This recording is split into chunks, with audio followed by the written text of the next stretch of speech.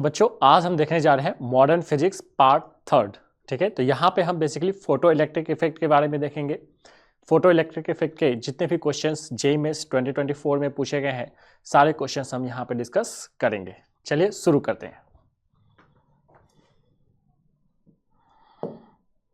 ठीक है, modern physics part third photo electric effect start करते हैं बेटा। Question number first, a convex lens of focal length 40 cm forms an image of an extended source on a photoelectric cell. A current I is produced. The lens is replaced by another convex lens have the same diameter तो यहाँ पे ये notice करने वाली बात क्या है बेटा, having the same diameter क्या है, सेम। ठीक है, but the focal length is equal to 20 cm. The photoelectric current now is, ठीक है, तो फोटो इलेक्ट्रिक करंट जो होता है वो इंटेंसिटी पे डिपेंड करता है। अच्छा, लेंस पे जितनी भी लाइट गिरेंगी, ठीक है, वो डिपेंड किस पे करेगा, वो उसके एरिया पे डिपेंड करेगा। क्या ये बात समझ में आ रही है क्या? लेंस का एरिया कितना है उस पे डिपेंड करेगा। तो डायमीटर लेंस का चेंज नहीं हो रहा है तो इंटेंसिटी ऑफ लाइट जो गिर रही है वो भी चेंज नहीं होगी, वो भी चेंज नहीं होगा तो फोटो करंट भी चेंज नहीं होगा। बात समझ में आ रही है क्या? तो जितना पहले था उतना ही करंट बाद में भी मिलेगा। क्लियर? चलिए नेक्स्ट क्वेश्चन की बात करते हैं। Question number 2, the threshold frequency of a metal of work function is equal to 6.63 electron volt. तो हमसे पूछा है फ्रीक्वेंसी क्या होगी, तो phi is equal to H into F. हमें ये दे रखा है बेटा 6.63 electron volt is equal to H into F. यहां से 6.63 इंटू 1.6 इंटू 10⁻⁻19 h से डिवाइड कर देंगे। h यानी कि 6.6 इंटू 10⁻⁻34। तो यहां से हमें फ्रीक्वेंसी की वैल्यू मिल जाएगी। क्लियर? h को नीचे लेके आओ, हमें f यानी कि थ्रेशोल्ड फ्रीक्वेंसी मिल जाएगी। सो सिंपल क्वेश्चन। क्लियर? सॉल्व करेंगे तो यहां से हमें जो रिजल्ट मिलेगा 1.6 इंटू 10⁻15 हर्ट्ज मिल जाएगा। क्लियर? आगे बढ़ते हैं। Next question number 3, an object is placed in a medium of refractive index 3। ठीक है, रिफ्रैक्टिव इंडेक्स मीडियम का 3 है तो जो रिफ्रैक्टिव इंडेक्स होता है वो होता है c/v। तो यहाँ पे c यानी कि 3 इंटू 10⁸ अपॉन v। 3 से 3 कट गया तो v की वैल्यू आ जाएगी 10⁸8 मीटर पर सेकेंड। इस मीडियम में जो लाइट की स्पीड होगी वो हमें मिल जाएगी v।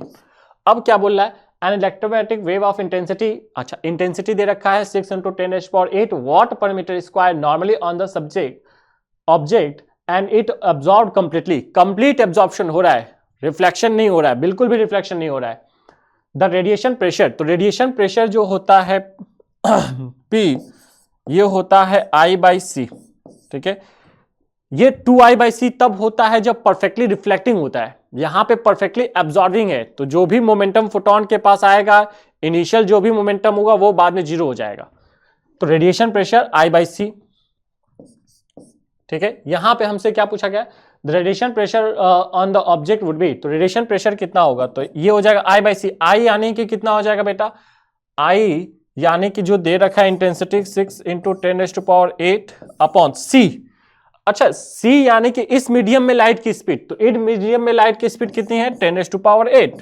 तो 10⁸8 कट गया तो यहां से 6 आ जाएगा न्यूटन पर मीटर स्क्वायर। क्लियर? यानी कि फर्स्ट। चलिए आगे बढ़ते हैं बेटा। नेक्स्ट क्वेश्चन नंबर 4 की बात कर लेते हैं। 2 source of light emits with a power of 200 watt. ठीक है, दोनों का पावर 200 वॉट है। The ratio of number of photons visible light emitted by each source having wavelength 300 and 500। तो कितने number of photons per second ये emit करेंगे। तो देखो पावर जो होता है वो होता है Nhc/λ। c/λ तो एक फोटोन की एनर्जी हो गई। कितने नंबर ऑफ फोटोन पर सेकेंड एमिट कर रहा है तो वो मैंने मान लिया n। क्या ये बात समझ में आई क्या? अच्छा, पावर तो दोनों का सेम है, h और c की वैल्यू सेम, तो यहां पे n is proportional to lambda. तो n1 अपॉन n2 ये होगा, वो हो जाएगा λ1 अपॉन λ2 यानी कि 300 अपॉन 500 यानी कि रेशियो कितना हो जाएगा 3/5 का रेशियो हो जाएगा। पहली वाली जो लाइट जो 300 वेवलेंथ वाली है वो n1 और कितने N2 यानी कि 500 लैम्डा वाली जो वेवलेंथ होगी वो हमारी कितनी एमिट कर रही है पर second, N2 number of photons per second emit कर रही है। तो N1 upon N2 is equal to 3/5 यानी कि 3:5। क्लियर? चलिए नेक्स्ट क्वेश्चन की बात करते हैं। The work function of a substance is 3 electron volt. Work function कितना है? 3 electron volt. The longest wavelength of the light that can cause the emission of photo electrons from this substance is approximately. ठीक है, तो work function हमें दे रखा है, work function phi दे रखा है, phi is equal to 3 electron volt. ठीक है, द लॉन्गेस्ट, अच्छा लॉन्गेस्ट वेवलेंथ यानी कि थ्रेशोल्ड वेवलेंथ की बात कर रहा है, तो इसको लिख दो HC अपॉन लैम्डा। क्या ये बात समझ में आ रही है क्या? या फिर 3 electron volt is equal to HC की जगह पे मैं 1240 अपॉन लैम्डा डायरेक्टली यूज कर सकता हूं। तो लैम्डा की वैल्यू यहां से 1240 डिवाइडेड बाई 3 यानी कि ये नैनोमीटर में मिलेगा 41, ठीक है 3, तो 413 नैनोमीटर के अप्रॉक्स मिलेगा विच इज इक्वल टू 414 यहां पे दे रखा है। क्लियर? So simple question. चलिए आगे बढ़ते हैं। Next, for the photo electric current the maximum kinetic energy E of a photo electron plotted against the frequency okay of a incident photon as shown. Graph हमें दे रखा है। तो देखो बेटा काइनेटिक एनर्जी क्या होता है, half mv² is equal to HF minus five, यही तो होता है रिलेशन। अच्छा ये हो गया kinetic energy is equal to HF minus five, ये हो गया y is equal to mx minus C, y is equal to mx plus C. इससे कंपेयर करो तो m की वैल्यू किसके बराबर? h के बराबर। तो इसका जो स्लोप होगा वो हमें क्या बताएगा? प्लैंक कांस्टेंट बताएगा। So simple. फोर्थ, चलिए नेक्स्ट क्वेश्चन की बात करेंगे। क्वेश्चन नंबर 7 क्या बोल रहा है? If total energy transfer to a surface in a time t is 6.48 into 10⁵ joule, then the magnitude of the total momentum delivered to this surface for a complete absorption। लो अच्छा, for a complete absorption मतलब कि पूरी की पूरी absorb हो जा रही है। तो जो E होता है ना बेटा, डेल्टा P होता है 2E/c परफेक्टली रिफ्लेक्टिंग के लिए, परफेक्टली रिफ्लेक्टिंग के लिए। यहां पे ये क्या बोल जा रहा है बेटा? एब्जॉर्प्शन हो जा रहा है। तो delta P is equal to E/c absorbing के लिए, यहां पे एब्जॉर्प्शन की बात कर रहा है, हाँ है ना, तो ये वाला यूज करेंगे। अच्छा हमें क्या पूछा है? The total momentum delivered, delta P कितना डिलीवर्ड होगा? E/c, E यानी कि कितना बेटा? 6.48 इंटू 10⁵ अपॉन C यानी कि 3 इंटू 10⁸8। यहां से इसको सॉल्व करेंगे तो 10⁻³ आ जाएगा।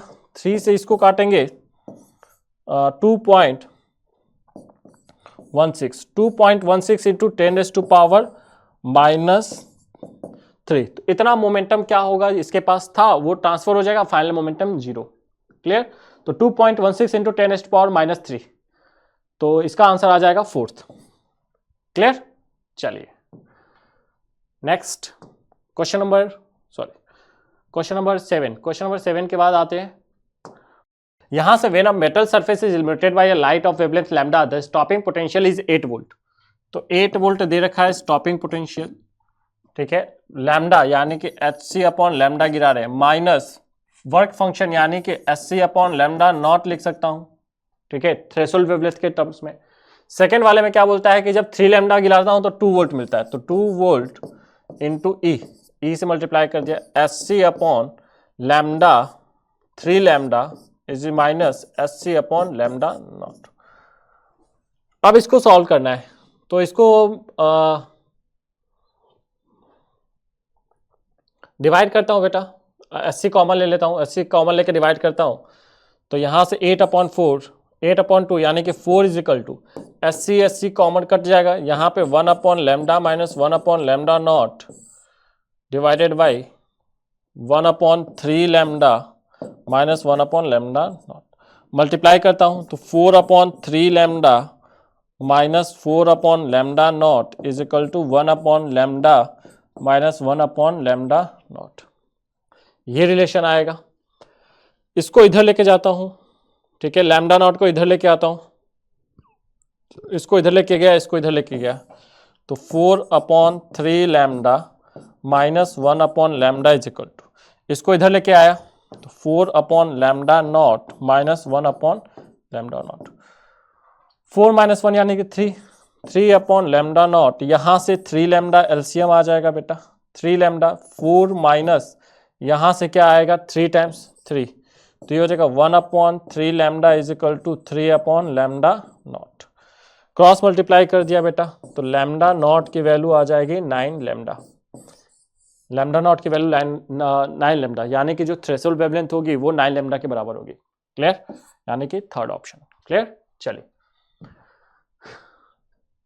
नेक्स्ट क्वेश्चन नंबर 8 के बाद question number 9, in a photoelectric effect experiment light of frequency 1.5 times the threshold frequency, तो थ्रेशोल्ड फ्रीक्वेंसी f0 है, तो kinetic energy Kmax is equal to 1.5 hf0 minus hf0, पहली इक्वेशन। अब क्या बोल रहा है, ये हमने गिराई, made to fall on the surface of photoelectron, now if the frequency is half and the intensity is double, देखो इंटेंसिटी डबल करेंगे ना तो उसे नंबर ऑफ फोटॉन्स बढ़ते हैं, बात समझ में आ रही क्या। अच्छा इंटेंसिटी फ्रीक्वेंसी को आधी कर दी, तो एक बात बताओ, इसका आधा करूंगा तो 0.75 f0 होगा, थ्रेशोल्ड फ्रीक्वेंसी कितनी है, ये है f0, अब आप जो लाइट गिरा रहे हो उसकी फ्रीक्वेंसी 0.75 f0 है, यानी कि जो लाइट गिर रही है क्या वो फोटो इलेक्ट्रिक इफेक्ट करवा पाएगी, क्या नहीं करवा पाएगी, क्योंकि थ्रेशोल्ड फ्रीक्वेंसी से इंसिडेंट फ्रीक्वेंसी थ्रेशोल्ड फ्रीक्वेंसी से कम है, तो कोई भी इलेक्ट्रॉन्स नहीं निकलेंगे, फोटो इलेक्ट्रिक इफेक्ट पॉसिबल नहीं है, तो करंट कितना मिलेगा, 0 मिलेगा। क्लियर, ट्रिकी क्वेश्चन है थोड़ा ध्यान से। Next, which figure shows the correct variation of applied voltage V with a photoelectric current at two different intensity of light I1 and I2 of the same wavelength। देखो intensity बढ़ाने से number of photons बढ़ जाते हैं, इसीलिए जो number of electrons photo electrons निकलेंगे वो भी बढ़ जाएंगे, इसीलिए फोटो करंट भी बढ़ जाएगा। तो इंटेंसिटी बढ़ाएंगे तो करंट अलग अलग मिलेंगे, ठीक है, तो करंट अलग अलग मिल रहा है, हाँ है ना, करंट अलग अलग हर एक केस में मिल रहा है। अच्छा I2 ज्यादा है, इंटेंसिटी ज्यादा है, तो I2 पे करंट ज्यादा मिलेगा, I2 पे करंट हर एक केस में ज्यादा मिल रहा है, क्या ये बात समझ में आ रही है क्या। अच्छा stopping potential apply to potential difference V, ठीक है, तो V तो दोनों ही केस में क्या रहेगा, सेम रहेगा, क्योंकि वो डिपेंड किस पे करेगा, वो डिपेंड करेगा जो लाइट गिर रही है उसकी फ्रीक्वेंसी क्या है, ठीक है। यहां पे क्वेश्चन में देख रखा है सेम वेवलेंथ, सेम वेवलेंथ है यानी कि फ्रीक्वेंसी भी सेम होगी, फ्रीक्वेंसी भी सेम होगी यानी कि स्टॉपिंग पोटेंशियल भी सेम होगा, स्टॉपिंग पोटेंशियल सेम होना चाहिए, यहां पे अलग अलग, तो ये नहीं, अलग अलग स्टॉपिंग पोटेंशियल, यहां पे सेम स्टॉपिंग पोटेंशियल, तो लो आंसर, यहां पे भी स्टॉपिंग पोटेंशियल दोनों का अलग अलग दे रखा है। क्या ये बात समझ में आ रही है क्या, तो इसका आंसर आ जाएगा थर्ड। नेक्स्ट क्वेश्चन, ठीक है, दो स्टेटमेंट दे रखे हैं, पहला statement, number of photo electron increases with increase in frequency of light, ना नंबर ऑफ फोटॉन्स इंक्रीज कब करते हैं, जब इंटेंसिटी इंक्रीज करते हैं, बात समझ में आ रही है क्या। फ्रीक्वेंसी ऑफ लाइट इंक्रीज करने से नंबर ऑफ फोटॉन्स इंक्रीज नहीं होते हैं, तो फर्स्ट इज फॉल्स। सेकंड क्या बोल रहा है, maximum kinetic energy of emitted electrons increases with the increase frequency of the, हाँ तो बिल्कुल सही बात है, Kmax is equal to HF minus five, frequency बढ़ाओगे तो Kmax भी बढ़ेगा, बिल्कुल सही बात है, लीनियर रिलेशन है ना, तो first is false, second is true. अब क्या बोल रहा है, A is not correct but R is correct, तो असर्शन इज नॉट करेक्ट, तो बिल्कुल सही, फॉल्स का मतलब कि नॉट करेक्ट, ठीक है, और reason is correct, R is correct, तो इसका आंसर आ जाएगा फोर्थ। चलिए, गिवन टू स्टेटमेंट्स, ठीक है, दो स्टेटमेंट दिए गए हैं यहां पे, figure shows the variation of stopping potential with frequency, ठीक है, for the two photo sensitive material M1 and M2, the slope gives the value of H/V where H is the Planck constant, E is the charge, निकाल लेते हैं भाई। तो Kmax is equal to H mu minus five, ये होता है, हमें किसके किसके बीच में ग्राफ दे रखा है, फ्रीक्वेंसी ये हो गया y, variation of stopping potential with frequency. Okay, stopping potential, तो इसको मैं क्या लिख सकता हूं बेटा, स्टॉपिंग पोटेंशियल है ना, तो काइनेटिक एनर्जी को लिख सकता हूं E into V S is equal to H nu minus 5। ये हो गया y एक्सिस पे स्टॉपिंग पोटेंशियल, ये हो गया x एक्सिस पे, यहां से E से डिवाइड कर दो, तो V S is equal to H upon E into nu minus 5 upon E. ये हो गया y, ये हो गया x, तो y is equal to M X minus C. तो m कितना है, h अपॉन ई। ये क्या बोल रहा है कि स्लोप इसका कितना है बेटा, the slope of give the h upon E. बिल्कुल सही बात बोल रहा है, h अपॉन ई देगा, तो ये स्टेटमेंट हो जाएगा ट्रू। क्लियर। सेकंड वाले की बात करते हैं। M2 will emit M2 will emit photoelectrons of greater kinetic energy for incident radiation having same frequency in the light of the above statement. Okay, अब M2 की बात कर लेते हैं। तो देखो स्टॉपिंग पोटेंशियल किसका कम है, इसका स्टॉपिंग पोटेंशियल V1 और इसका स्टॉपिंग पोटेंशियल V2। ध्यान से यहां पे स्टॉपिंग पोटेंशियल, यहां से हमें स्टॉपिंग पोटेंशियल देखो, तो यहां से कम फ्रीक्वेंसी पे ही लाइट एमिट करना चालू कर देता है। ध्यान से समझना, कम फ्रीक्वेंसी पे ही ये क्या करेगा, फोटो इलेक्ट्रॉन एमिट करेगा, ये ज्यादा फ्रीक्वेंसी पे एमिट करेगा।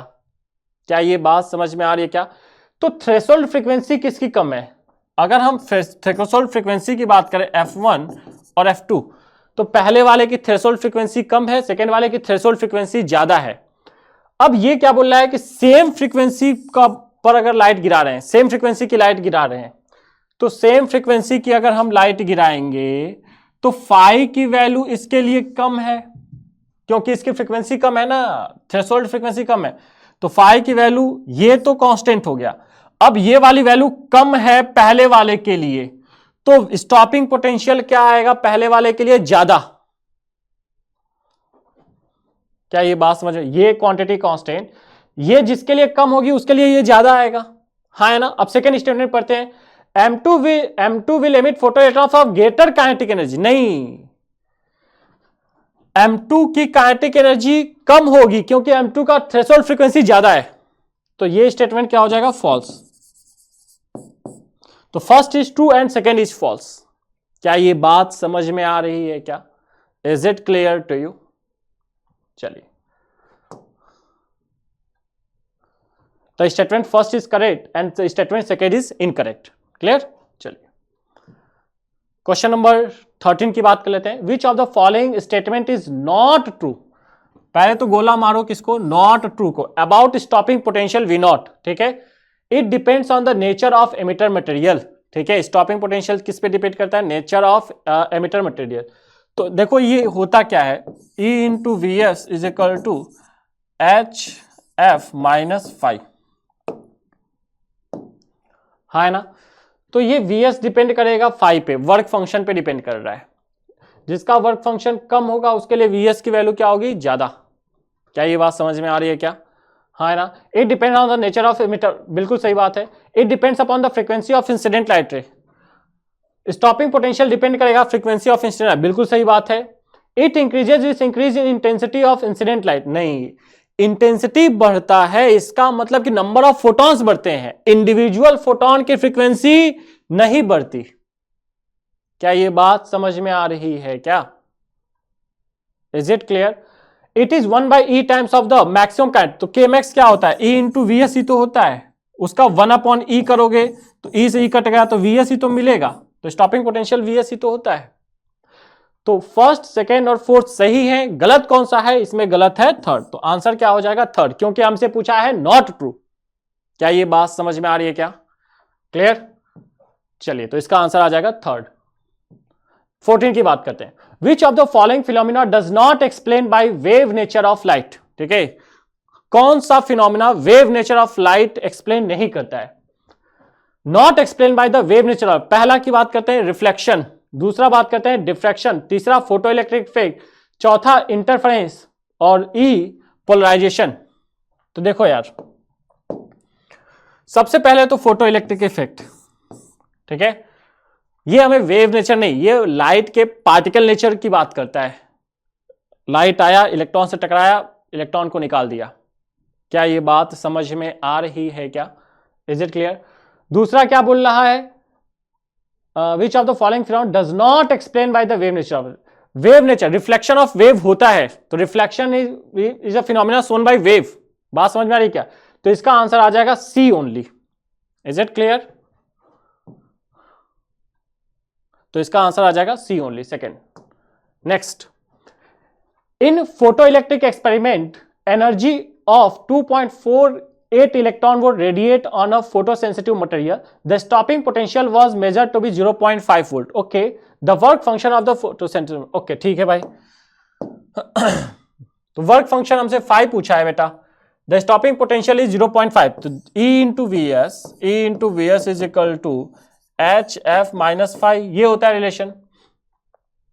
एनर्जी ऑफ 2.4, तो HF की वैल्यू, अच्छा स्टॉपिंग पोटेंशियल कितना दे रखा है? 0.5, तो ये हो जाएगा 0.5 electron volt is equal to HF, जो लाइट गिरा रहे हैं उसकी कितनी एनर्जी? 2.48 माइनस 5 को इधर लेके जाओ, तो 5 इज इक्वल टू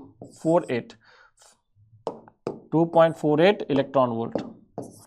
5 को इधर लेके जाओ, तो ये हो जाएगा 2.48 माइनस